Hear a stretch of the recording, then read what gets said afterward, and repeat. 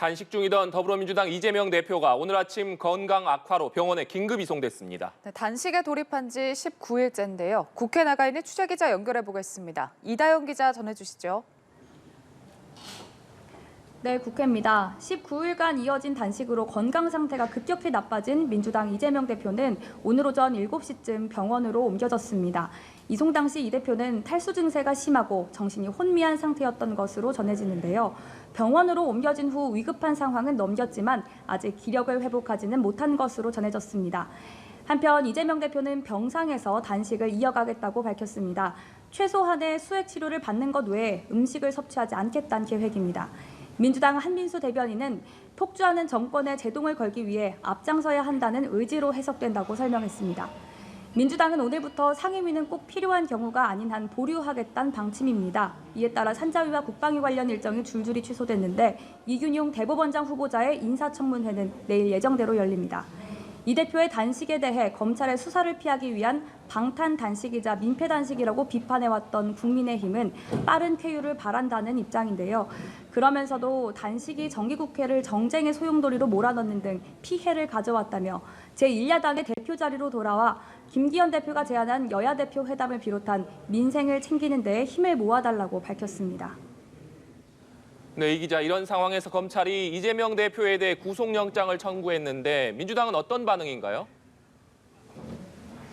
네, 오늘 오전 검찰이 백현동 개발사업 특혜 의혹 그리고 쌍방울그룹 대북 송금 의혹과 관련해 이재명 대표에 대해 구속영장을 청구했습니다.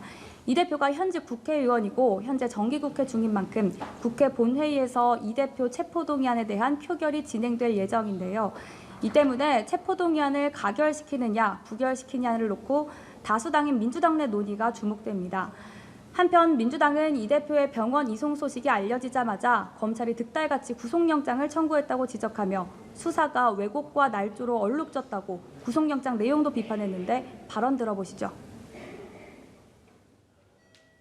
야당 탄압과 정적 제거 일념하에 조작 수사를 일삼으며 저열한 정치 공작까지 마다하는 검찰의 만행을 규탄합니다.